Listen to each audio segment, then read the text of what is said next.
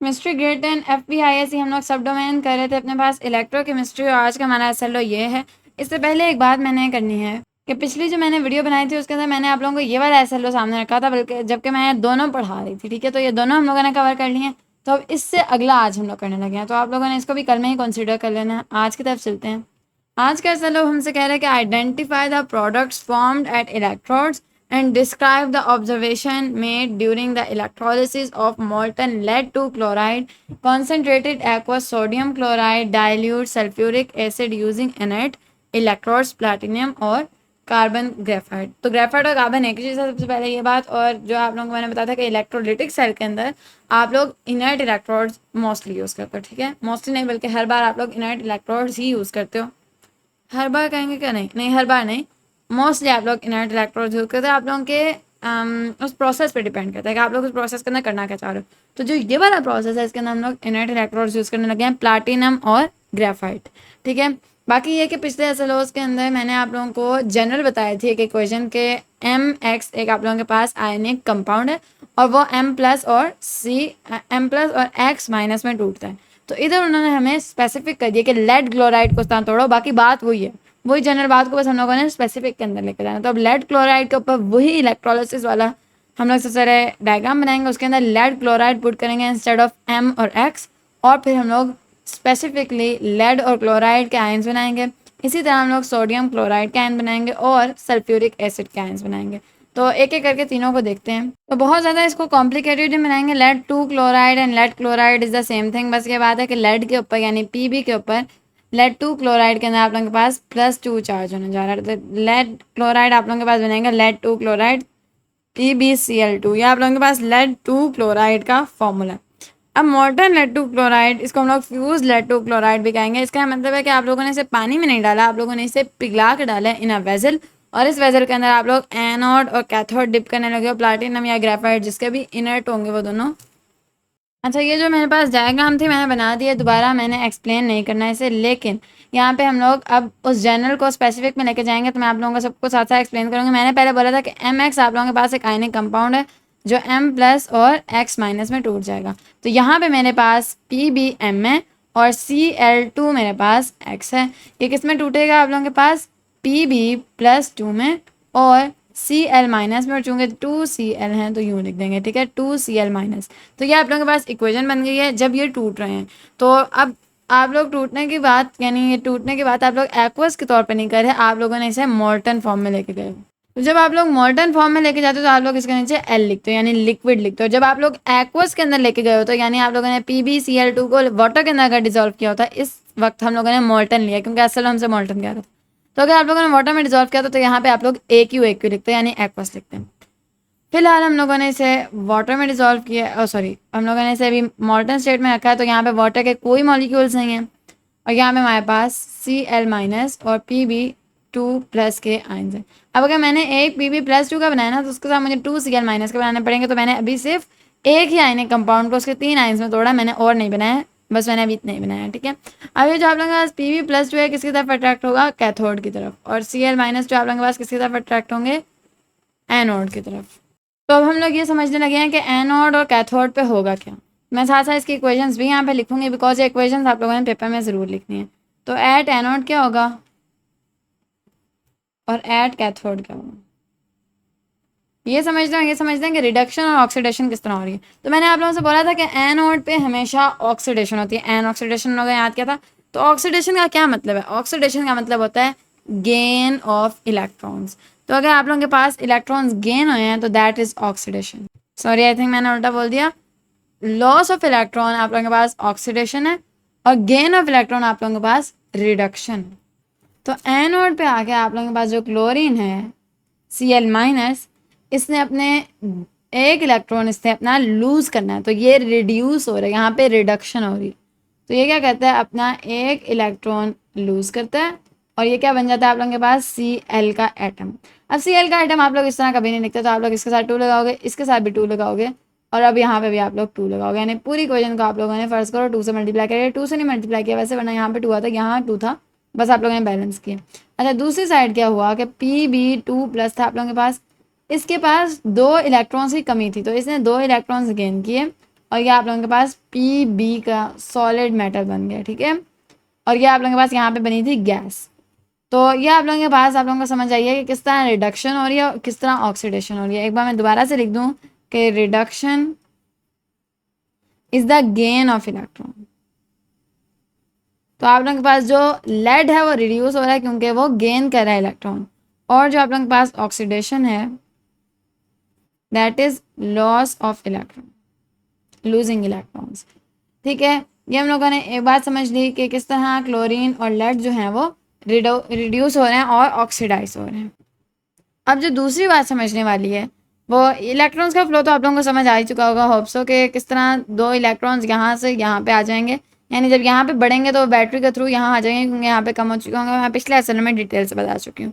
अभी जो एक और बात हम लोगों ने समझनी है कि जो क्लोरीन है वो जब आप लोगों के पास बन गई है गैस, क्लोरीन गैस, तो वो कहाँ जाएगी, और जो आप लोगों के पास Pb लेड का मेटल बना है वो कहाँ पे जाएगा। अब ये तो वो कर नहीं सकते कि जो क्लोरीन की गैस है इसको हवा में भेज दें और जो लेड है आप लोगों के पास इसको भी ऐसे ज़ाया कर दें।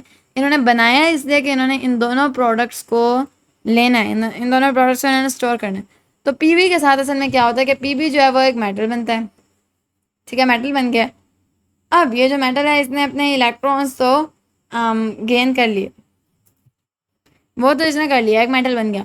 लेकिन Pb एक्चुअली एक बहुत ज़्यादा डेंस मेटल है। तो डेंस होता है इसीलिए ये जाके आप लोगों के बॉटम पे बैठ जाता है, जाके इस सोल्यूशन के बॉटम पे जाके बैठ गया। और इसको आप लोग क्या कहते हो, इसके बहुत सारे नाम हैं।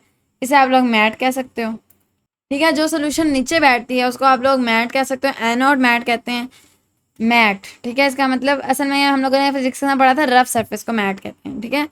और आप लोग इसे क्या कह सकते हो, एनोड स्लाइम कह सकते हो, ठीक है। डिफरेंट नाम डिफरेंट बुक्स के अंदर यूज़ होते हैं। आप लोग इसे एनोड मड कह सकते हो। तो ये जो सारे नाम होते हैं ये इसी कलेक्शन ऑफ एनी मेटल जो भी नीचे जाके बैठ जाए उसके लिए होते हैं। जो भी चीज़ आप लोगों की इरोड होके भी, यानी जो भी चीज़ आप लोगों की जाके ज़मीन पे बैठेगी, जाके नीचे सेटल होगी इस इलेक्ट्रोलिसिस के प्रोसेस के अंदर, उसे हम लोग आप लोगों के पास कह देंगे मैट या मड। अच्छा, एक छोटी सी मुझसे मिस्टेक ये हुई कि एनोड और कैथोड आप लोगों ने खुद एडअप करना है। अभी ये कैथोड से गिरा था ना लेड, तब मैंने देखा आप लोग इसे मैट स्लाइम या मड कह सकते हो। पीछे कैथोड एनोड आप लोग खुद ही ऐड करोगे। अगर एनोड से गिरती हुई ये चीज़ हुई तो इसे एनोड बोलोगे, और अगर एनोड स्लाइम वगैरह बोलोगे, और अगर कैथोड से गिरती हुई तो इसे कैथोड स्लाइम बोलोगे। वरना ये तीनों आप लोगों ने मेन नाम इनके याद रखने हैं।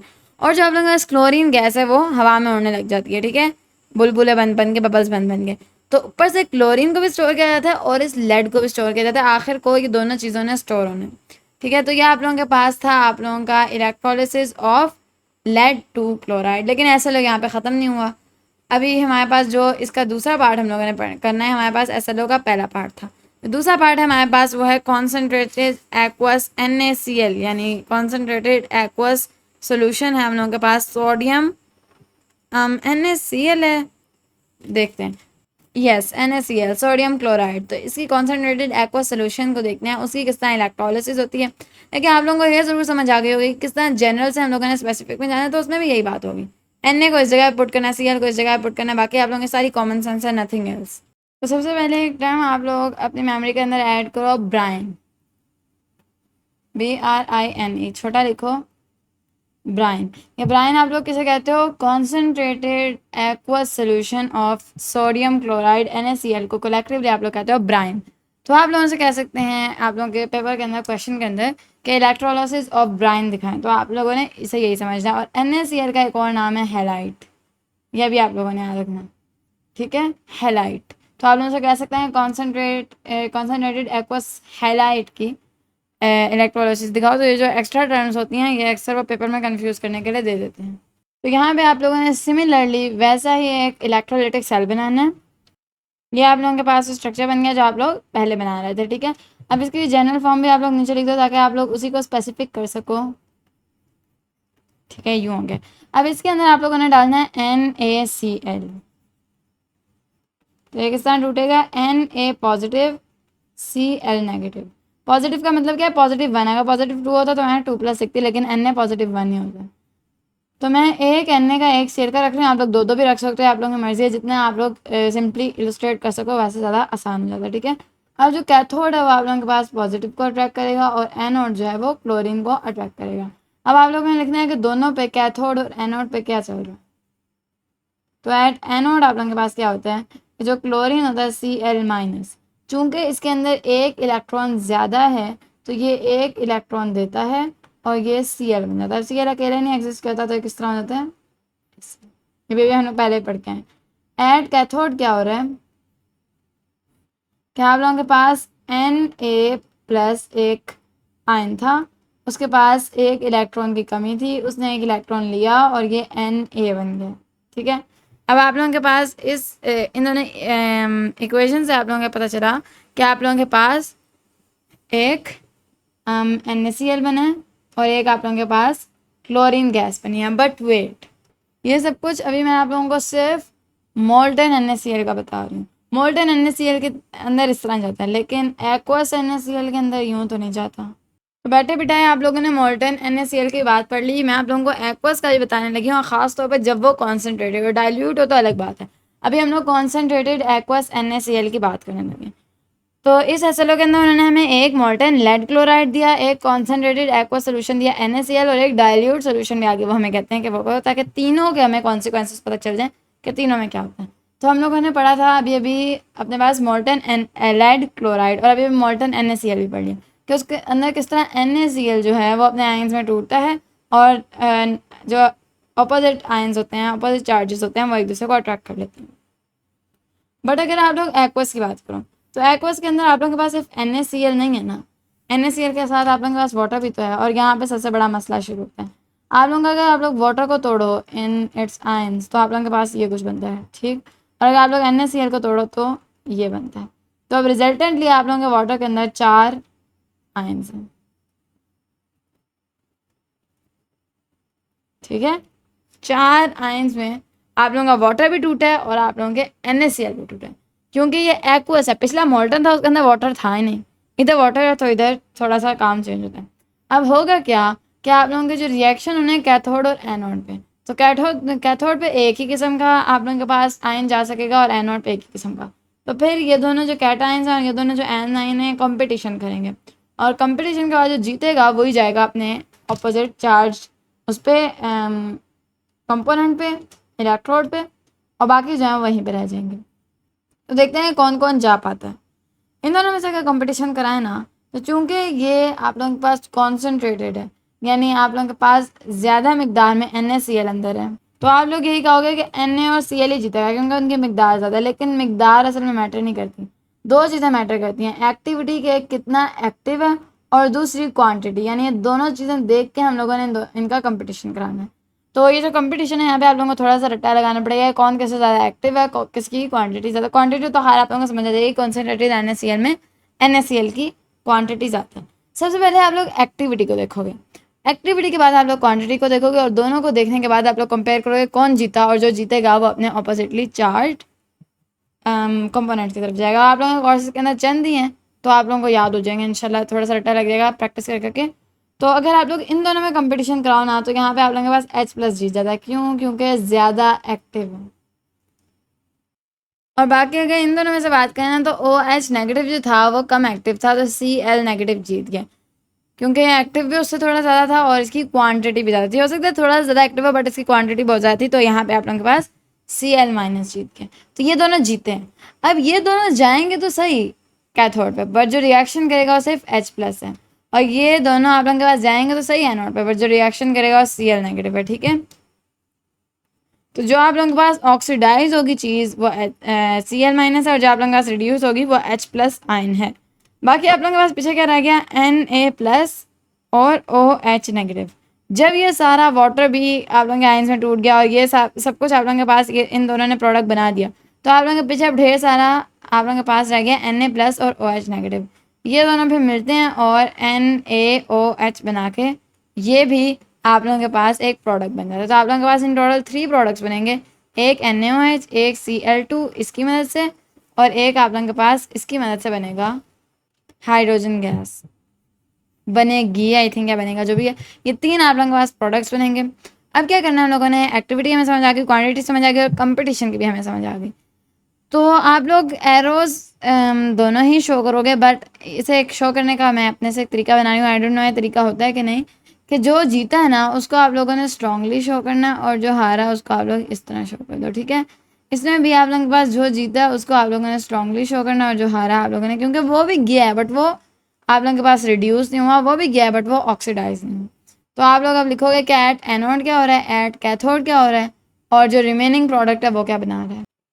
तो अगर हम लोग एट एनोड की बात करें तो एट एनोड जो चीज़ आप लोगों की रिएक्ट करी है वो H प्लस है, और H प्लस के साथ रिएक्ट करता है, ये 2 इलेक्ट्रॉन्स लेता है और ये H2 बनाता है। 2 इलेक्ट्रॉन्स मैंने क्यों लिखा, क्योंकि गैस बनती है तो मैंने सीधा आप लोगों को रिएक्शन लिख के दिया है, बैलेंस किया मैंने। और एट कैथोड क्या हो रहा है आप लोगों के पास कि आप लोगों का जो Cl नेगेटिव है वो आप लोगों के पास गया, उसने Cl बनाया और 2 इलेक्ट्रॉन्स भी दिए हैं, Cl2 हो जाता है, ये भी हो जाता है और ये 2 ही मैंने पहले लिख दिया, ठीक है। तो आप लोगों के पास बैलेंस बन गया और जो आप लोगों के पास रिमेनिंग है वो क्या है, Na प्लस और OH नेगेटिव, जो कि क्या मिलके बनाएगा NaOH।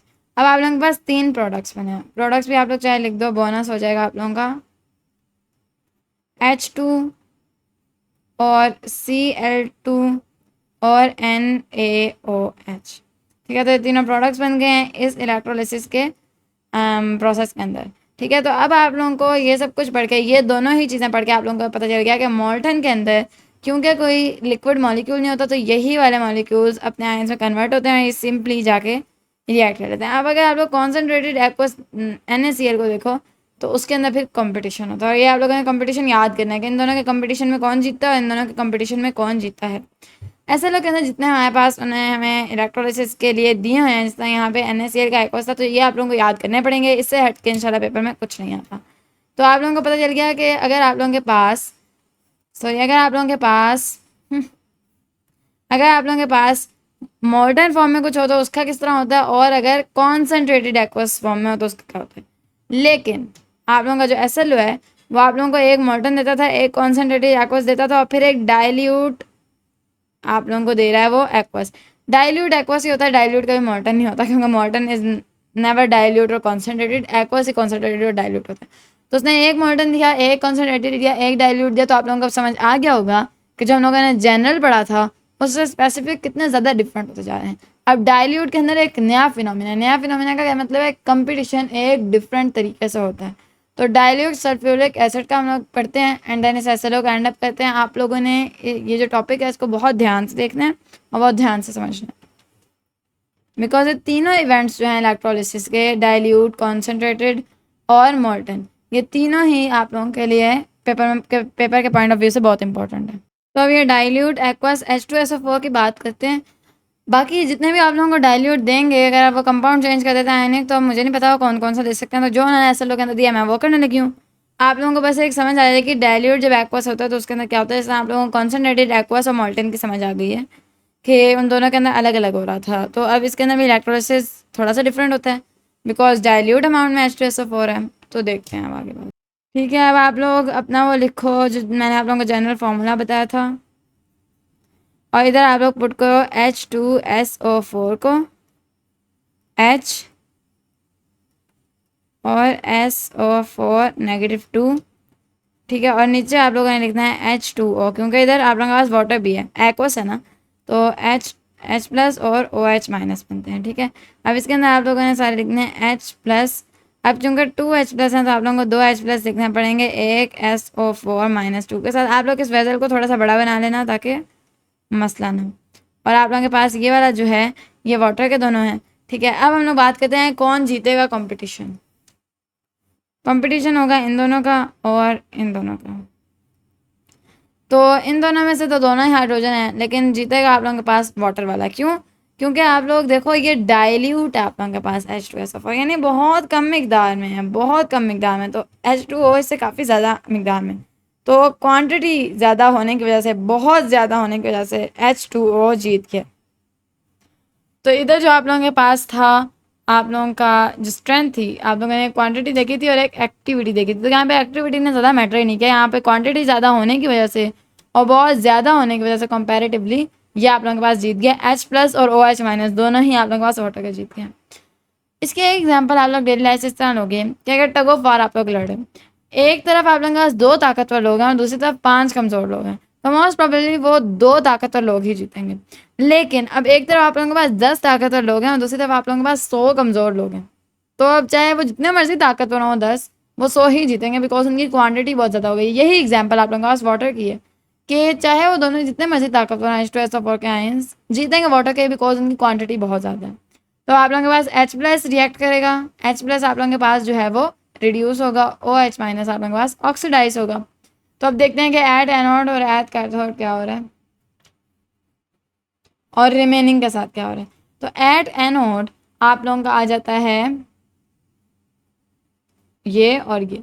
मैंने अभी से वो बनाया, वरना आएंगे सारे नेगेटिव वाले एनोड की तरफ, बट जो रिएक्ट करेगा मैंने सिर्फ वो दिखाए हैं।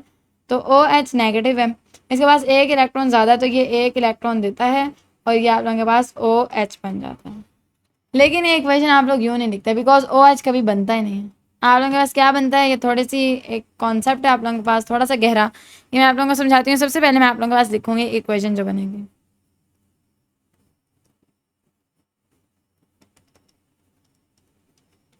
ये आप लोगों के पास इक्वेशन बनी है, कैसे बनी है मैं आप लोगों को समझाती हूँ। देखें, अब मैं इसे थोड़ा सा जूम इन करके बनाऊंगी आप लोगों के एनोड को, ठीक है। ये एनोड की तरफ आप लोगों का आ रहा है एक OH और इसके पीछे एक और OH, क्योंकि 2 वाटर के मॉलिक्यूल्स, यानी वाटर के तो 1000 मिलियन बहुत ज़्यादा OH के मॉलिक्यूल्स हो जाएंगे ना, तो ये दोनों OH के जा रहे थे इस तरफ। अच्छा, ये OH का इधर गया और ये बन गया रिड्यूस होके, क्या बन गया आप लोगों के पास OH, यानी ये यूं जा रहा था और इसने अपना एक इलेक्ट्रॉन यहाँ पे डिपॉजिट कराया और ये OH बन गया। अच्छा, ये आ रहा था, ये दोनों एक दूसरे के करीब आ रहे थे और ये दोनों आके टकराए। ये दोनों आके टकराए ना, तो आप लोगों के पास 2 ऑक्सीजन है 2 हाइड्रोजन है, तो आप लोगों के पास क्या बन गया, एक H2O बन गया और साथ में आप लोगों के पास एक ऑक्सीजन बन गया, ठीक है, एक ऑक्सीजन बन गया।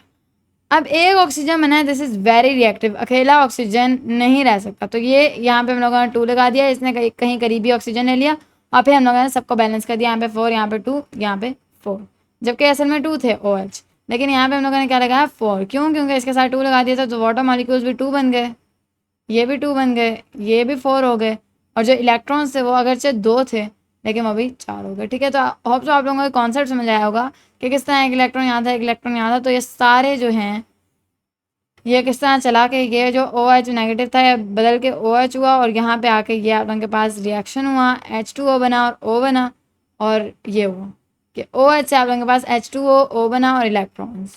तो ये आप लोगों के पास छोटा सा कॉन्सेप्ट था, इस तरह के कॉन्सेप्ट पेपर में नहीं पूछे जाते बिकॉज इतनी गहराई में पेपर में जाते नहीं हैं, बट फिर भी आप लोगों को समझ आनी चाहिए ताकि आप लोग इक्वेशन खुद से बना सको। अच्छा, कैथोड के ऊपर आप लोगों के पास क्या हो रहा है कि कैथोड के पास जा रहे थे आप लोगों के पास H+ और H+ के बाद एक इलेक्ट्रॉन की कमी है, तो H+ आप लोगों के पास बन जाता है H, लेकिन यहाँ पे आप लोगों ने 2 लिखना है, यहाँ पे भी 2 लिखना है, यहाँ पे भी 2, क्योंकि H2 की फॉर्म में ये स्टेबल है, बाकी H की फॉर्म में रह नहीं सकता, इसी तरह ये भी O की फॉर्म में रह नहीं सकता था।